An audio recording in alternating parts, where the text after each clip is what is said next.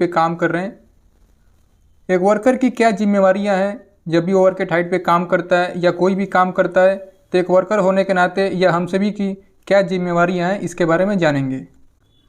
सबसे पहले हम जानेंगे वर्क हाइट क्या है, यानी किस कार्य को, किस काम को हम वर्क हाइट बोलेंगे। तो ऐसा कोई भी काम या कार्य जो ज़मीन से 1.8 मीटर की ऊंचाई पे किया जाए वो वर्क हाइट है। यानी अगर कोई भी काम 1.8 मीटर के अबव हो रहा है उसे हम वर्क हाइट बोलेंगे। या ऐसा कोई भी ऊंचाई पे कार्य जहां से गिरने का खतरा हो उसे भी हम वर्क हाइट बोलेंगे। ओसा के अनुसार अगर कोई भी कार्य 1.8 मीटर के अबव हो रहा है, ऊंचाई पे हो रहा है, तो वर्क हाइट है। लेकिन ऐसा नहीं है कि फिक्स है। अगर ऐसा कोई भी कार्य है जहाँ से गिरने का खतरा है उसे भी हम वर्क हाइट ही कहेंगे। वर्क हाइट के कुछ उदाहरण हैं, कुछ एग्जाम्पल है। जैसे स्काफोल्ड पे अगर हम काम कर रहे हैं ये भी एक वर्क हाइट है। अगर हम सीजर लिफ्ट पे काम कर रहे हैं ये भी एक वर्क हाइट है। अगर किसी हम मैन लिफ्ट पे काम कर रहे हैं ये भी एक वर्क हाइट है। अगर बूम लिफ्ट या मैन लिफ्टर पे काम कर रहे हैं ये भी एक वर्क हाइट है। अगर हम एक छोटे स्टूल पे काम कर रहे हैं, लैडर पे काम कर रहे हैं, अगर किसी भी ऊंचाई पे काम कर रहे हैं तो सारा वर्क हाइट है। हर एक साल कंस्ट्रक्शन फील्ड में जो भी कार्य होता है उसमें से लगभग 30% जो दुर्घटना होता है वर्क हाइट पे होता है। और ये दुर्घटना फैटल एक्सीडेंट होता है, यानी इस दुर्घटना में किसी ना किसी की मौत हो जाती है। तो इतना खतरनाक है काम करना वर्क हाइट पे, अगर सेफ्टी फॉलो ना करे तो।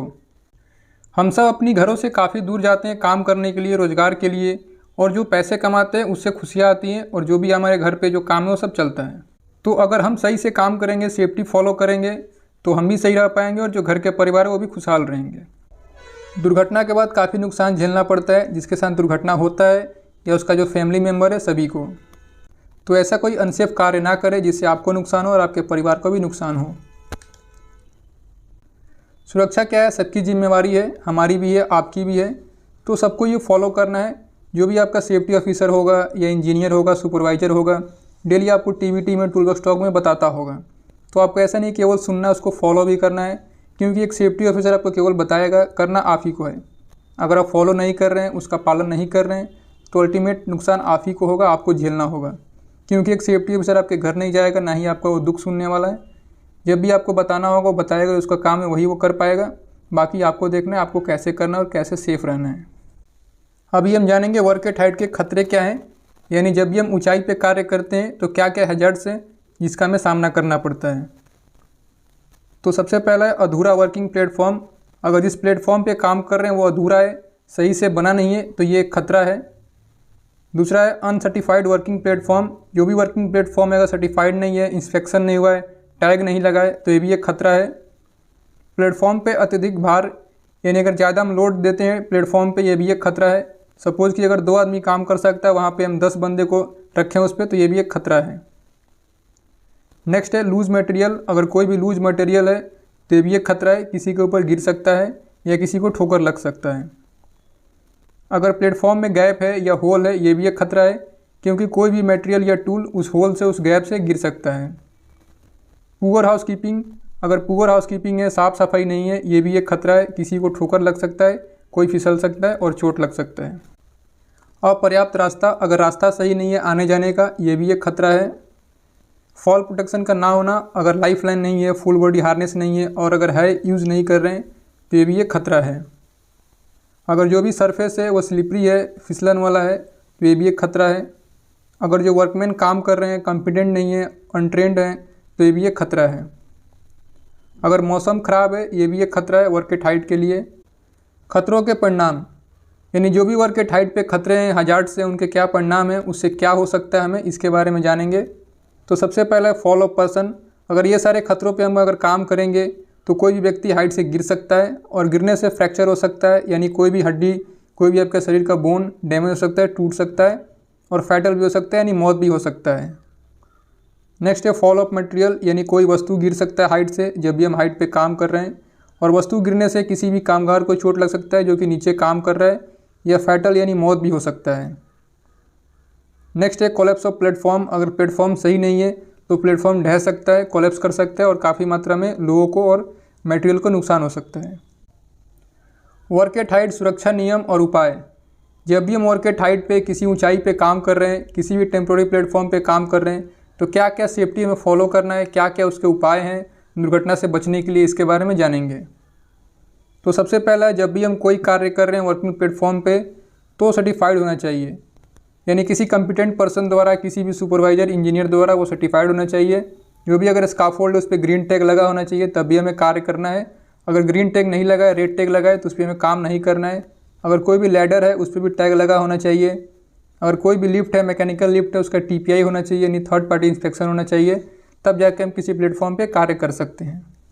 दूसरा है और काफ़ी इंपॉर्टेंट है, जब भी हम हाइट पे काम कर रहे हैं, किसी प्लेटफॉर्म पे काम कर रहे हैं, तो जो फॉल प्रोटेक्शन सिस्टम है उसका इस्तेमाल करना है, जैसे कि life line, full body harness.